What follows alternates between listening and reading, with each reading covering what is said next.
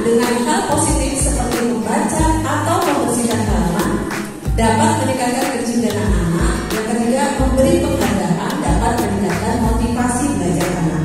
Bapak Ibu, saya minta Bapak Ibu menjawab dari ketiga soal itu, dari ketiga pertanyaan pematik itu, Bapak Ibu menjawabnya setuju atau tidak setuju. Oke, sudah siap? Bisa Bapak Ibu tunjuk tangan dulu siapa yang mau menjawab untuk pertanyaan 1, 2, 3. Silakan Bapak Ibu. Hukuman dapat mendisiplinkan anak, setuju atau tidak setuju? Kemudian pemberian hukuman dengan hal positif seperti membaca dan membersihkan halaman sekolah dapat meningkatkan disiplin anak. Yang ketiga, memberi penghargaan dapat meningkatkan motivasi belajar anak. Oke? Siapa yang menjawab? Oke, silakan.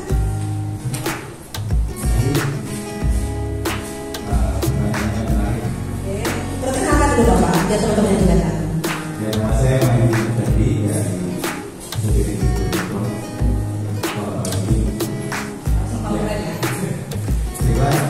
yang pertama, hukuman dapat mendisiplinkan anak. Saya setuju. Alasannya ya memang berdasarkan sekali lagi kita ada hukuman, itu bukan hukuman fisik. Kadang-kadang kakak-kakak kita ada hukuman dari sini pertama, hukuman dapat mendisiplinkan anak. Kemudian yang kedua, pemberian hukuman dengan hal positif membaca atau membersihkan halaman dapat meningkatkan disiplin anak. Saya setuju. Saya menggunakan hukuman juga. Jangan berat-berat ya. Jadi membaca ya. Kalau membaca itu berat, saya setuju nyanyi. Kemudian yang ketiga, memberi penghargaan dapat meningkatkan motivasi belajar anak. Setuju. Karena saya biasa memberikan juga untuk penghargaan walaupun sebuah permen. Terima kasih. Oke, sama-sama. Terima kasih Pak Mahyudin. Tepuk tangan semuanya Bapak Ibu. Tadi berarti Pak Mahyudin menjawab ketiga soal tersebut itu setuju semua. Bapak Ibu, ada nggak dari Bapak Ibu yang jawabannya berbeda dengan Pak Mahyudin? Kan tadi jawabannya setuju, setuju, setuju. Ada yang jawabannya berbeda? Ada yang jawabannya berbeda Bapak Ibu? Ini semua, Bapak Ibu pernah nggak sih menghukum anak-anak? Yang ada di depan ini, masalah yang ada di depan ini pernah nggak Bapak Ibu alami? Halo? Oke, monggo silakan.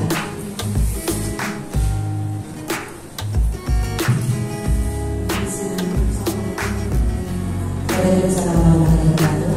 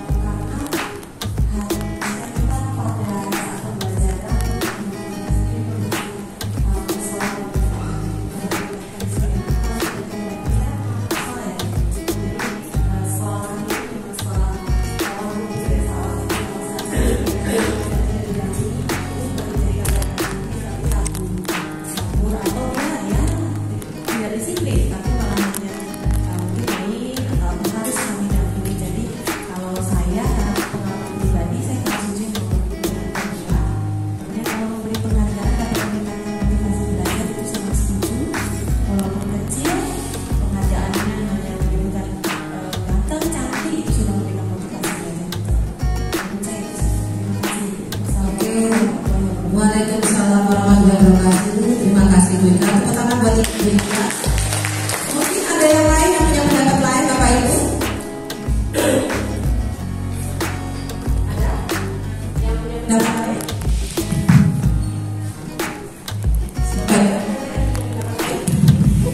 Oke, Bu Muslimah, monggo. Perkenalkan, nama saya Muslimah.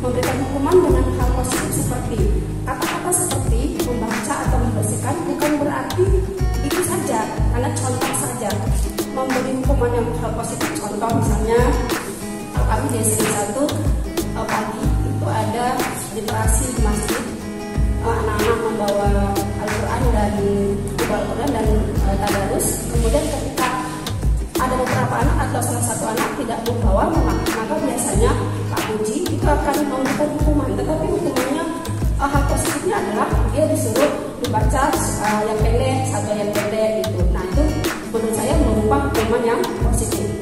Kemudian kalau yang ketiga, memberi penghargaan dapat meningkatkan motivasi belajar. Nah sangat setuju sekali, karena memang anak-anak akan merasa termotivasi ketika dia diberikan penghargaan. Kalau dia disiplin, dia diberikan penghargaan, tetapi kalau dia tidak disiplin, maka diberikan hukuman yang bersifat positif. Itu saja saya kirim sampai warahmatullahi wabarakatuh.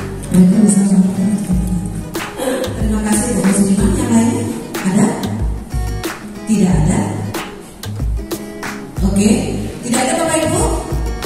Oke, sekarang saya akan membicarakan tentang hukuman. Bapak Ibu, ketika anak didik kita berbuat kesalahan, kemudian kita beri permen misalnya, atau kita beri uang misalkan begitu, apakah anak didik kita ketika kita itu memberikan sesuatu itu akan bersemangat? Ya nggak Bapak Ibu? Jadi ketika kita masih misalkan kita belajar gitu ya, kita memberikan pertanyaan kepada anak didik kita, terus yang bisa jawab saya kasih uang 100.000 rupiah.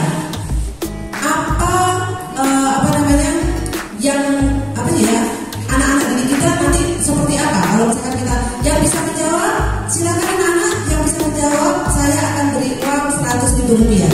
Apa yang terjadi di kelas kita saat itu Bapak Ibu? Ramenya bagaimana? Rame mau jawab. Mau jawabnya karena apa? Karena duit. Saya juga pernah merasakan seperti itu. Saya juga pernah melakukan seperti itu. Ketika saya itu mengajar, saya mengajar kepada peserta didik saya, karena saya kan guru matematika Bapak Ibu. Kalau guru matematika itu ketika mengajar, saya cuma kasih saja contoh soal, sudah nggak akan mau menjawab, gitu kan? Tapi ketika saya bilang goceng nak goceng, mau dong. Jadi anak-anak itu mau menjawab ketika ada, ketika ada uang. Jadi money politik dong. Jadi kita mengajarkan apa Bapak Ibu? Kita mengajarkan apa Bapak Ibu kalau seperti itu? Benar nggak Bapak Ibu? Benar nggak Bapak Ibu? Jadi motivasi anak didik kita pada saat itu adalah apa? Uang. Jadi bukan pengen pintar. Dan apa efeknya uang tersebut terhadap anak didik yang lain? Misalkan si A bisa menjawab, terus apa hubungannya dengan anak yang nggak bisa menjawab? Kalau misalkan si pintar itu kan selalu menjawab ya. Kemudian yang si nggak pintar itu, mereka akan berusaha menjawab apa? Masih dalam itu bukan bukan bagian gue. Ya nggak sih Bapak Ibu? Jadi anak didik kita itu otomatis akan merasa yang nggak bisa, mereka akan menurut pasti nggak bakal bisa, karena sudah si cepat itu nanti dia akan menjawab. Begitu ya Bapak Ibu. Oke, kemudian yang pertama, hukuman dapat mendisiplinkan anak. Dari mana misalkan begini, hari ini si A terlambat. Ketika terlambat, anak itu dihukum. Nah kemudian ketika anak itu dihukum, besok terlambat lagi nggak Bapak Ibu? Besok terlambat lagi nggak Bapak Ibu? Bisa jadi. Maaf, kita bisa jadi itu bagaimana? Bisa ya, bisa enggak. Apa yang menyebabkan mereka ini tidak terlambat? Apa yang menyebabkan mereka tidak terlambat? Apa yang menyebabkan anak didik kita tidak terlambat? Apa Bapak Ibu? Kenapa? Karena ada hukuman. Berarti artinya anak ini merasa bagaimana Bapak Ibu? Merasa apa Bapak Ibu?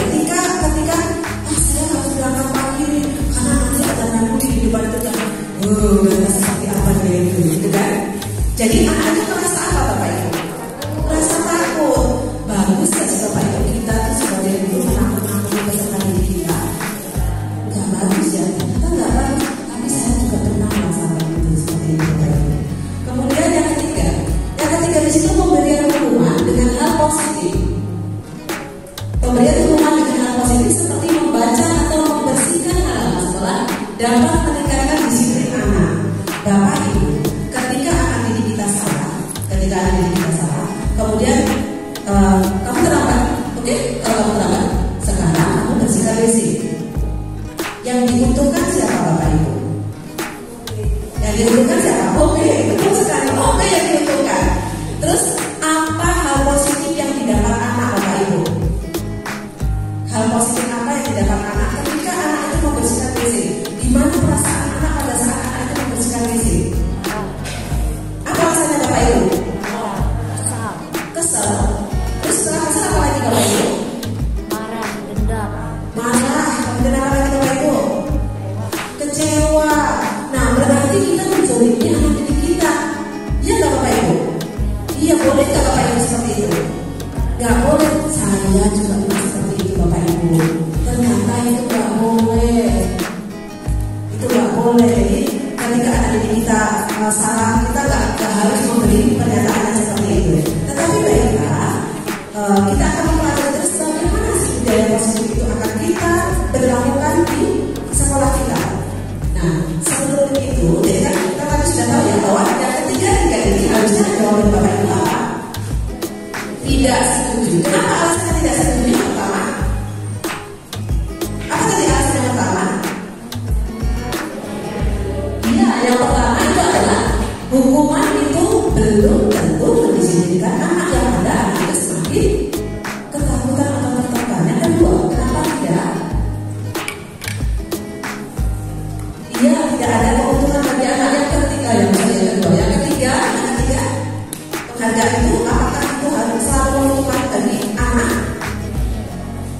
Nah, enggak ya. Jadi mendidik anak menjadi tidak baik. Oke. Nah, sekarang saya mau permainan Bapak Ibu. Permainan seperti ini. Saya minta teman Bapak Ibu menuliskan sesuatu itu sangat berharga. Silakan Bapak Ibu. Saya minta kertasnya Bapak Ibu ya. Saya minta kertasnya. Kemudian Bapak tuliskan sesuatu yang sangat berharga bagi Bapak Ibu. Silakan Bapak Ibu tuliskan. Apa saja? Bisa berbentuk barang, bisa berbentuk sesuatu yang oleh Bapak Ibu itu ini sangat berarti buat saya. Silakan Bapak Ibu tuliskan sesuatu di dalam kertas. Kertasnya kecil saja, jangan yang besar, kecil saja. Tapi Bapak Ibu tuliskan di situ sesuatu yang berharga menurut Bapak Ibu. Silakan. Jangan lihat ya, jangan lihat. Jadi silakan Bapak Ibu menuliskan sesuatu yang berharga itu. Boleh yang bisa dipegang, boleh yang nggak bisa dipegang. Jadi silakan saja Bapak Ibu, apapun itu silakan Bapak Ibu tuliskan sesuatu yang berharga menurut Bapak Ibu. Sudah belum?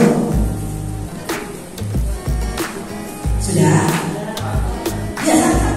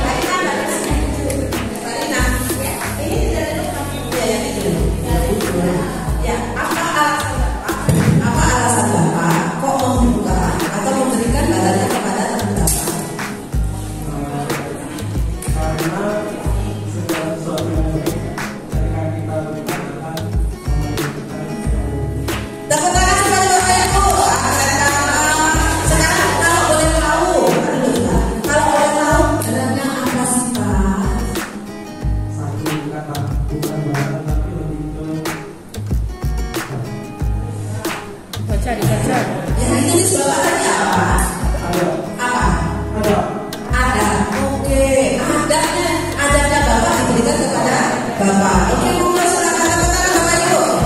Oke, sekarang Bapak, apa maksud Bapak memberikannya kepada Pak siapa namanya? Edi, Ogi. Jadi Pak memberikan kepada Pak Ogi. Oh ya, oh gitu kan pertahankan apa yang Bapak Ibu miliki. Oh gitu, jadi pertanyaan yang salah. Oke, Bapak. Jadi maksudnya yang Bapak berikan tadi apa? Iman dan amal. Jadi iman Bapak bisa diberikan kepada Bapak.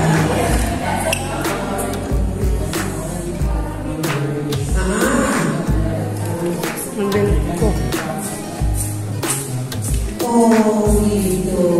Oke, tepuk tangan buat Pak Hengki. Oke, mana nanti tadi yang membuka? Yang membuka mana tadi? Gak ada. Yang membuka mana tadi yang membuka? Aja ditunjukin sama aja dibuka. Coba berikan coba apa alasan kok ditunjukin itu? Waduh, berarti awalnya udah buka dong. Tadi instruksi yang kami terima berikan kepada para pasangan Anda. Saat instruksi itu kami terima, maka saya berterima kepada kami hanya menunjukkan tidak memberikan. Jadi hanya menunjukkan karena instruksinya berikan, tapi kami tidak memberikan, hanya saling menunjukkan barang.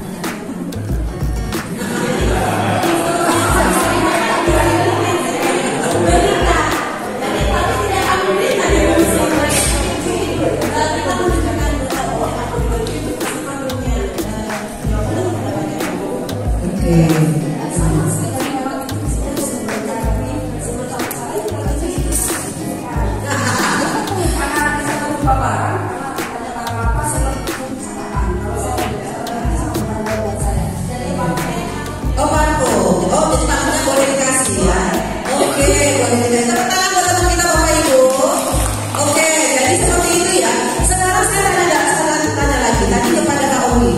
Pak Ogi, bagaimana caranya Pak Hengki itu bisa membuka atau bisa merayu Pak Ogi itu untuk memberikan tanpa rayuan atau ya sudah dikasih aja gitu. Karena kita kan biasanya mengikuti instruksi. Oh gitu. Oke. Coba kalau yang sana tadi, kenapa kok dibuka?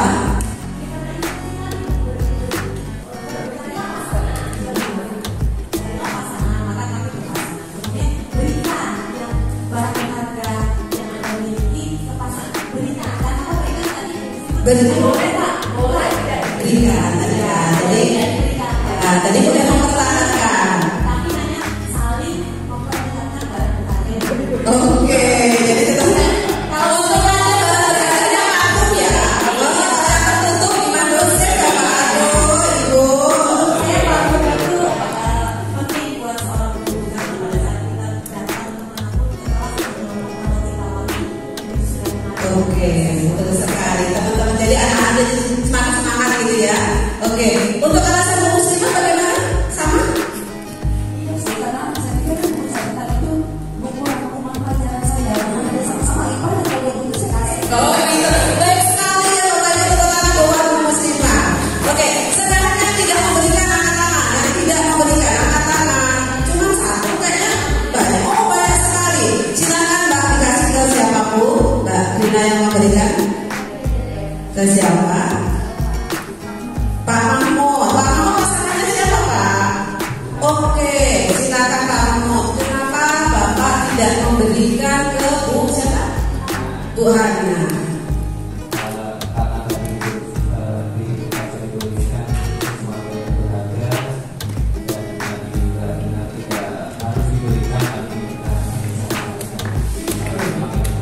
Oke, apa sih alasan Bapak itu mempertahankan? Yang pertama untuk mendapatkan sesuatu hal yang saya tulis tadi perlu perjuangan. Jadi ya kalau memberikan ke orang lain ya saya pertahankan itu tidak semudah itu diberikan ke orang. Tepuk tangan Bapak Ibu, keren sekali Pak Mahmud. Kalau boleh tahu apa sih barangnya Pak?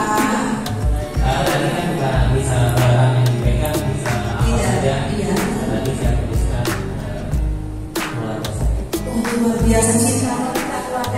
Sudah berkeluarga Pak? Sudah. Luar biasa, baik sekali. Oke, untuk sebelahnya Bu Hana, bagaimana? Kenapa tidak membuka?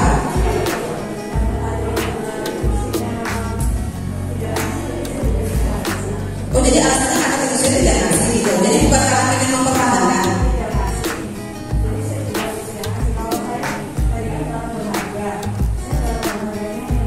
Oh, handphone. Barang harganya handphone Bapak Ibu. Terus? Oke. Oh gitu. Sekali-kali ibu itu pokoknya nggak bisa pakai handphone ya Bapak Ibu ya. Oke. Nah sekarang gimana sih caranya Bapak Ibu tadi merayu Pak Mahmud ya? Kok bisa Pak Mahmud itu nggak mau membuka? Apa yang dilakukan sehingga Pak Mahmud nggak mau sama sekali membuka? Apa yang dilakukan? Bagaimana caranya?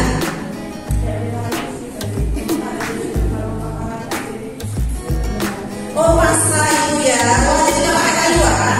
Oh nggak pakai rayuan. Oke kalau kamu sendiri bagaimana? Tadi apa yang Bapak lakukan kepada Pak Samadan Sudiana? Ya jadi nggak ada rayuan, nggak ada apa untuk berusaha membuka. Nggak ada perjuangan dong ya. Nggak ada usaha. Coba tepuk tangan buat Bapak Ibu yang berdua ini. Oke silakan sekarang saya minta dua pasang lagi silakan. Yang tidak membuka mana lagi tidak membuka? Posisi sini tidak membuka. Ya tidak membuka. Silakan. Terima kasih. Jadi memang hadir caranya kita masuk dibuka mata. Cuman kebenaran yang berharga saya tidak mungkin diberikan kepada siapapun. Apa itu? Karena berharga saya tak punya secara lugas. Saya hanya punya anak. Oh gitu. Gak mungkin dong saya. Iya betul sekali. Cinta anak ya Bapak. Betul. Maka saya Oke. tawarin kalau mau bisa dibuka saja kemudian. Tapi nggak jadi juga. Oh gitu, keren. Oh jadi tadi apa yang dilakukan oleh Pak Mili kepada Bapak sehingga Bapak kayaknya mau buka gitu. Nah, apa yang dilakukan sama beliau itu? Apa tadi merayu atau Kalau nawarin kita shoot aja. oh, ya sudah tanya dong ya. Ternyata tapi Bapak gak kuat ya. Agak tetap kokoh ya. Sampai kalah nanti kan kalau bisa dikatakan jadi baru aja. Oh gitu. Artinya dunia itu ya cuma dibahas aja. Oh gitu. Dan tadi tetap buka nggak Pak? Nggak jadi. Oh nggak jadi. Oke tepuk tangan buat Pak Tumbus. Oke kalau untuk Pak Mili gimana? Jadi saya bertahan tidak membuka karena yang saya bisa di mana saya bisa teruskan sebutan lagi ide. Oh ide. Idenya mahal ya Pak? Oke. Nah terus apa yang dilakukan Pak Tumbus terhadap Bapak untuk membuka perayuannya atau menjual atau bagaimana? Dan saya yang merayu. Oh mana Bapak? Jago merayu dia. Jadi saya diminta masuk ke bapak. Oh sudah dipaksa ya? Sebenarnya tadi Pak Tumbus sudah sedikit memaksa, tetapi Bapak tetap mempertahankan. Oke keren banget. Oke, jadi itu sebuah ide ya. Jadi ide itu nggak boleh kemana-mana. Tepuk tangan Bapak Ibu. Oke, nah itulah sebenarnya yang seperti inilah yang merupakan ilustrasi kita terhadap murid kita. Memang.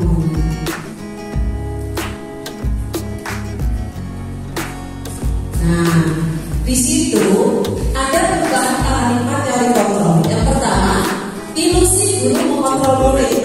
Mengontrol murid itu artinya seperti tadi Pak Tumbus bilang, kita sweet gitu kan. Tapi ternyata si muridnya tadi si A atau si Pak Murid tadi mau nggak disuruh mau nggak mau disuruh. Kemudian bahwa semua penguatan positif efektif dan bermanfaat. Jadi kalaupun misalkan Bapak Ibu itu memberikan nggak apa-apa kalau kita sulit, kalau misalkan menang berarti kan kita harus buka gitu kan. Tapi tetap kalau misalkan kita sendiri atau si anak sendiri tidak mau menerima, itu tidak akan dibuka. Nah ini ilustrasinya. Yang ketiga, kritik dan membuat orang merasa bersalah dapat menguatkan karakter. Artinya ketika itu agak merasa kalau misalkan di situ kritik membuat orang merasa bersalah dapat mengeluarkan karakter. Nah seperti tadi juga kan kalau misalkan kita berusaha membuka tapi tetap tidak membuka, nah itu kan jadi artinya malah si yang menggambarnya itu semakin kuat karena dengan pendirian tersebut. Artinya siswa kita ketika kita paksa sekalipun, kita rayu sekalipun, kalau siswa itu sendiri nggak mau berubah, mereka tidak akan berubah. Seperti itu Bapak Ibu. Jadi untuk budaya positif itu seperti itu. Jadi inilah gambaran kepala tangan kita itu merupakan gambaran dari kita dengan peserta didik. Seperti itu. Seperti itulah kita. Jadi kita juga mempertahankan sesuatu kita yang sangat berharga tadi gitu. Jadi makanya anak didik kita itu kalau misalkan sudah nggak mau, buat apa kayak gini? Anak kalau misalkan dia belajar dari matematika nggak suka, dipaksa seperti apapun, dia bisa nggak Bapak Ibu matematika? Bisa nggak dia jadi juara olimpiade matematika? Nggak bisa.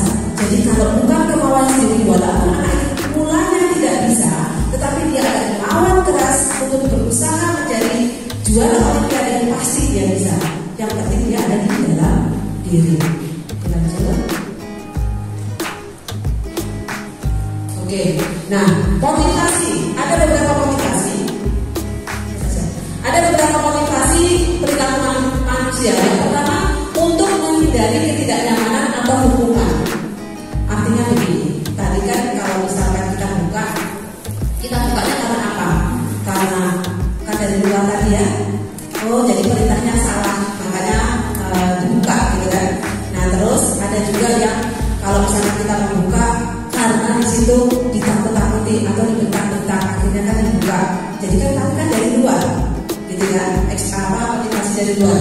Yang kedua untuk mendapatkan imbalan. Lu buka deh, gua kasih duit deh ya.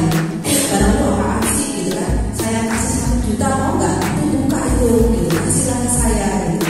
Nah akhirnya dia membuka. Nanti anak-anak akhirnya membuka. Nah itu juga motivasinya karena uang atau karena hadiah. Yang ketiga untuk menjadi yang mereka inginkan dan menghargai diri sendiri, nilai-nilai yang mereka percaya. Nah artinya seperti yang tadi dilakukan oleh teman-teman yang banyak tadi yang tidak membuka, artinya ini benar-benar gitu. Ini benar-benar apa ya penting buat saya. Jadi nggak akan saya bagi kepada orang lain seperti itu. Sampai sini ada pertanyaan Bapak Ibu? Sudah paham? Berarti artinya di sini motivasi perilaku manusia itu ada bermacam-macam seperti kita. Jadi nggak serta-merta kita itu bisa membentuk anak didik kita itu dengan paksaan, dengan hadiah, dengan iming-iming. Tetapi paling tidak pendekatan kita kepada anak didik kita supaya anak didik kita itu mau untuk berubah. Seperti itu Bapak Ibu.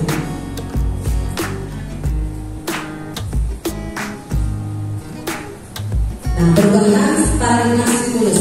Nah, di situ ada stimulus respon. Yang pertama, kita mencoba mengubah agar orang yang berpandangan sama dengan kita. Bisa nggak sih Bapak Ibu kita memaksa orang lain seperti kita? Bisa nggak Bapak Ibu? Nggak bisa. Jadi lu gue kan biasanya begitu ya. Nah, yang ada kita berusaha memahami pandangan orang lain tentang dunia. Artinya seperti kita berpasangan ya Bapak Ibu. Kita suami istri. Suami istri itu ini kan berbeda pada saat lahir. Kan itu kan berbeda dari orang kita aja satu lahir. Itu kan berbeda di pemikiran ya. Apalagi kalau sudah orang lain.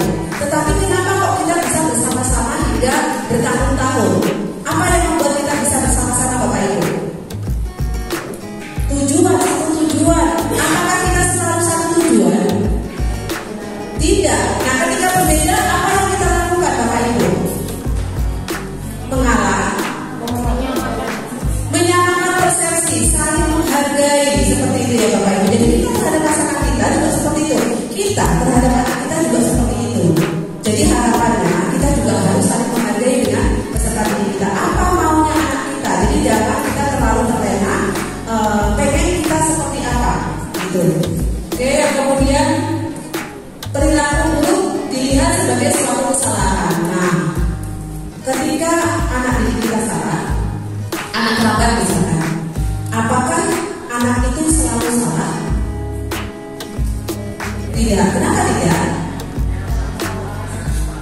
Gimana? Betul sekali, harus tahu alasannya. Kan anak terlambat itu bisa jadi memang dia bangunnya kesiangan, bisa jadi juga karena dia banyak bocor, karena macet, karena hujan, karena bla bla bla bla, banyak sekali. Jadi nggak harus dengan hukuman. Orang lain bisa mengontrol saya. Bisa nggak Bapak Ibu dikontrol orang lain? Buka baju. Mau nggak Bapak Ibu? Mau nggak Bapak Ibu? Tergantung sama yang dulu ya Bapak Ibu. Ya kan? Tergantung sama yang dulu. Iyalah. Jadi nggak harus kita dikontrol orang lain itu enggak. Kita tuh mau dikontrol. Kalau kita nggak mau dikontrol ya nggak akan terjadi itu. Gitu. Jadi sebenarnya yang mengontrol itu bukan orang, bukan dari luar, tetapi itu dari kita sendiri. Kita yang ikhlas melakukan semua yang diinstruksikan. Kemudian pemaksaan ada pada saat bujukan gagal. Jadi sudah misalkan kita rayu sama anak. Kadang-kadang kalau saya ya Bapak Ibu, saya sama anak saya yang kecil, anak saya itu kan laki-laki. Anak laki-laki itu cenderung agak keras. Tapi saya selalu ngomong itu agak lembut. Ayo Luna, salam Luna, terus kata-kata. Iya loh, jangan lupa loh, gitu kan. Jangan lupa sebenarnya dengan Luna. Iya loh. Nah itu sudah jadi. Nanti loh jam 5 lewat 5. Oke. Nah sudah jam 5 lewat 5. Ini Luna. Iya loh, nanti loh sebentar lagi aku. Kalau saya ya Bapak Ibu, apa yang Bapak Ibu lakukan kalau anak itu selalu nanti, apa yang Bapak Ibu lakukan? Apa Bu?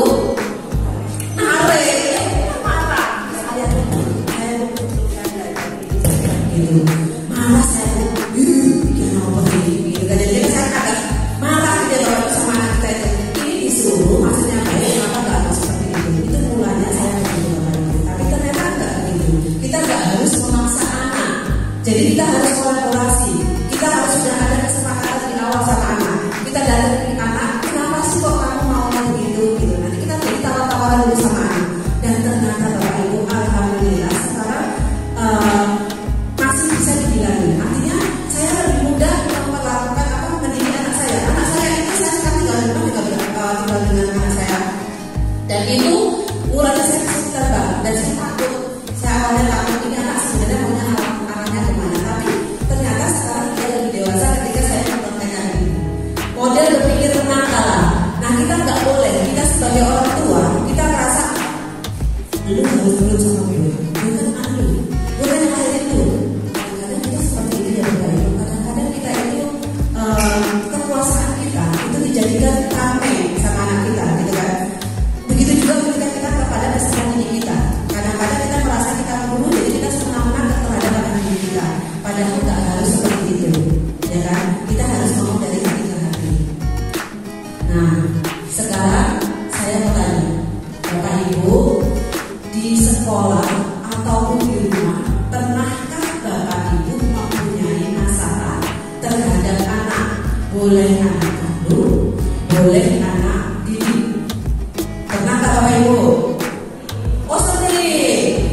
Kalau sering, kalau pernah, sekarang saya pengen angkat tangan Bapak Ibu yang menceritakan kasusnya seperti apa sih Bapak Ibu dan bagaimana Bapak Ibu menyelesaikannya.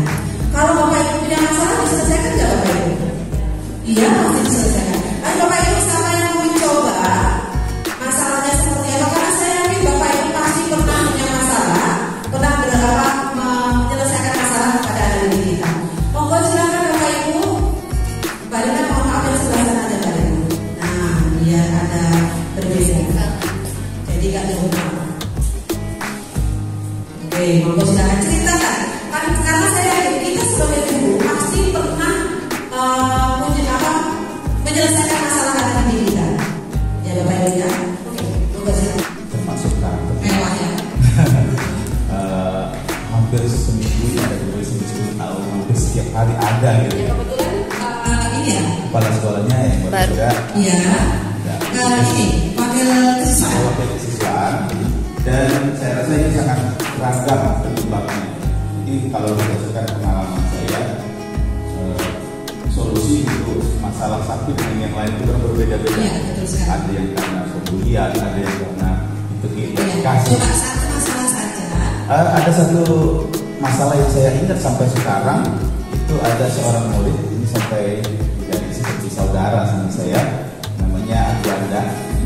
Dia ini siswa ABK, pendidikan saya, binaan saya. Jadi dia ini hampir setiap hari dibully temannya, baik laki-laki atau perempuan, karena sifatnya yang kelemak-kelemek apa namanya ya, dibully. Ada yang sampai memukul dia, mengancam. Hampir setiap hari dia nangis. Ini anak laki, karena ya itu kelemak-kelemek. Ya, teman-teman paling senang ganggu. Akhirnya begitu hampir kelas 8, saya tarik dia, saya didik, saya bawa ke Padepokan Pencaksilat di 15 Timur. Kemudian satu ketika ada acara, saya suruh dia tampil. Waktu itu menggunakan senjata toya dan golok. Dia tampil maksimal. Setelah kejadian itu, rupanya temannya sempat berpikir, ini kalau ganggu terus berhari. Setelah kejadian itu, saya tampilkan dia, temannya nggak ada lagi satupun yang membuli dia. Nah, itu solusinya. Dan sampai alhamdulillah sekarang sudah kerja satu, dan saya memberi dia julukan satu, pendekar tanpa air mata. Karena dia dibully, pukul, sampai ada memar. Jadi saya tarik, kemudian diberikan pembinaan sendiri. Terima kasih Bapak Ibu, keren sekali. Merinding saya Bapak Ibu kalau mendengar seperti itu. Apa itu restitusi? Restitusi adalah proses menciptakan kondisi bagi murid untuk memperbaiki kesalahan mereka, sehingga mereka bisa kembali pada kelompok mereka dengan karakter yang lebih kuat.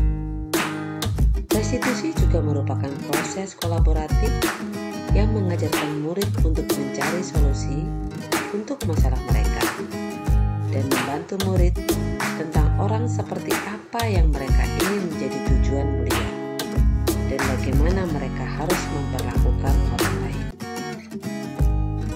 Ada 9 ciri-ciri restitusi. Yang pertama, bukan untuk menebus kesalahan, namun untuk belajar dari kesalahan. Kedua, memperbaiki hubungan. Ketiga, tawaran bukan paksaan. Keempat, restitusi menuntun untuk melihat ke dalam diri. Kelima, restitusi mencari kebutuhan dasar yang mendasari tindakan. Keenam, restitusi diri adalah cara yang paling baik. 7. Restitusi fokus pada karakter bukan tindakan. Ke-8, restitusi fokus pada solusi.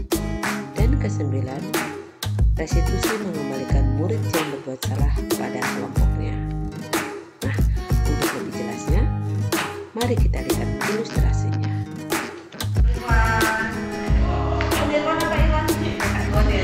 Tahu kenapa manggil saya? Tahu nggak kenapa manggil saya? Nggak tahu. Loh, tadi kejadian di kelas tadi. Oh, iya, kenapa? Lempar kecoa. Bener nggak tadi lempar kecoa? Iya. Hah? Maksudnya apa kamu lempar kecoa itu? Lempar ngasar. Maksudnya itu berarti kamu tadi main-main. Nanti seru dong kalau main-main kayak gitu. Teman-teman pada ketawa kan? Iya. Kamu suka nggak pada saat kamu main? Hah? Maksudnya kan tadi kan kamu main-main. Tadi intinya kamu tadi kan pengen suka-suka kan? Ya, terus kamu merasa senang nggak dengan lempar-lemparan tadi? Pertamanya saya senang. Teman-teman juga senang? Iya, teman-teman senang. Kemudian kalau teman-teman senang itu, menurut kamu teman yang tadi dikena lempar tadi, terlempar langsung tadi kecoa, nah itu tadi perasaannya gimana? Pada saat itu apa yang terjadi? Oh, teriak, adanya kenceng nggak? Teriak, adanya kenceng. Kalau kayak gitu, sebenarnya nak waktu kamu lempar-lempar tadi, alasan kamu apa awalnya? Oh, cuma main-main aja, main-main supaya apa? Supaya main-main supaya gimana? Emang gak ada guru? Enggak, pas istirahat. Oh, pas istirahat, jadi cuma main-main aja. Kesini, kamu kesini. Oh, pas istirahat. Nah sekarang kalau misalkan kamu tuh lihat temenmu tadi teriak-teriak, temenmu tadi kan masih takut banget. Nah kalau takut banget itu sebenarnya perasaanmu gimana pada saat dia temen takut? Kamu apa yang kamu rasain? Kesian gitu. Terus rasanya setelah kamu kesian terus kamu pengennya gimana sama dia? Oh minta maaf. Nah kalau minta maaf berarti sebenarnya apa yang kamu lakukan tadi, kita tadi di awal tadi kan punya kesepakatan belajar. Nah kesepakatan belajar tadi itu keyakinan apa, kesepakatan apa yang kamu langgar pada saat kamu lempar apa tadi kecoa tadi. Jadi membuat apa di kelas tadi? Membuat berisik. Berarti kamu melanggar yang mana tuh? Selain berisik terus apa lagi? Selain berisik terus kamu melanggar apa lagi? Temanmu jadi merasa nyaman nggak? Enggak. Itu kan kamu mengganggu kenyamanan temanmu gitu kan? Nah untuk itu tapi dulu ya kamu pengen berubah ya? Iya pengen berubah. Gimana caranya berubah? Tidak berubah. Selain tidak mengulanginya lagi, apa yang kamu buat supaya temanmu itu merasa nyaman? Supaya temanmu tadi yang kamu tadi merasa nyaman, supaya nggak ketakutan lagi. Gimana caranya supaya temanmu nggak ketakutan lagi? Terus gimana? Oh ya, jangan sama siapa? Oke, bagus sekali. Jadi kamu ngerti ya nak ya? Jadi masalahnya begitu, mudah-mudahan besok gak diulangi lagi gitu ya, supaya kamu tuh gak kayak gitu lagi sama teman-teman. Boleh main-main itu boleh, tapi main-mainnya yang tidak mengganggu teman-teman. Gitu ya nak ya. Oke, sepakat ya kita ya. Oke, terima kasih nak. Oke, sekarang masuk ke keyakinan kelas. Mengapa tidak peraturan saja? Mengapa harus keyakinan kelas? Di sini saya mempunyai 3 pertanyaan. Yang pertama, mengapa kita memiliki peraturan harus menggunakan helm bila mengendarai kendaraan roda 2? Yang kedua, mengapa kita memiliki peraturan 3M menggunakan masker, mencuci tangan, dan menjaga jarak 1,5 meter? Yang ketiga, mengapa kita memiliki peraturan harus datang tepat waktu pada saat mengikuti pelatihan? Untuk mendukung motivasi intrinsik, kembali ke nilai-nilai atau keyakinan-keyakinan lebih menggerakkan seseorang dibandingkan mengikuti serangkaian peraturan-peraturan. Oke, monggo Bapak Ibu silakan menjawab.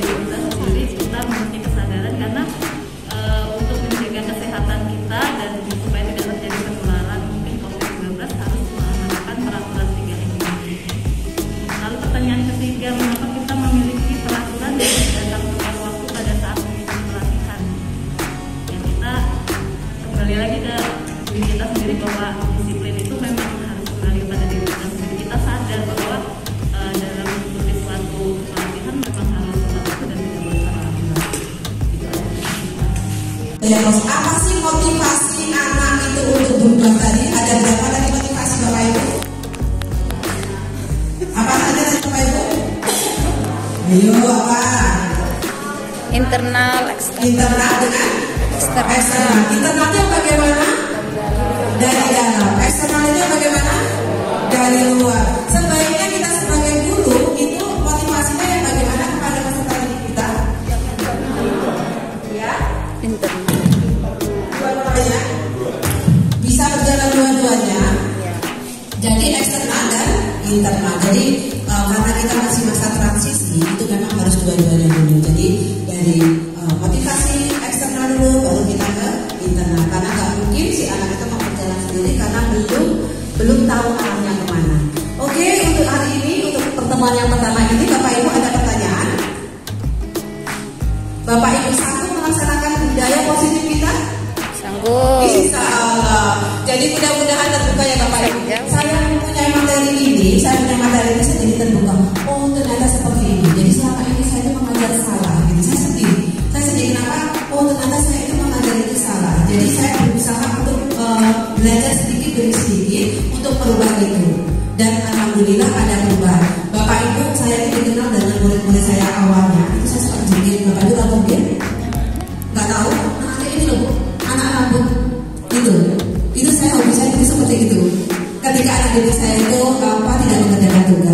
dan ternyata itu salah kaprah gitu loh. Dan sekarang saya melakukan anak didik saya sesuai seperti apa yang sudah saya pelajari. Mudah-mudahan ada perubahan dan dengan Bapak Ibu saya sekarang semakin dekat dengan anak didik saya.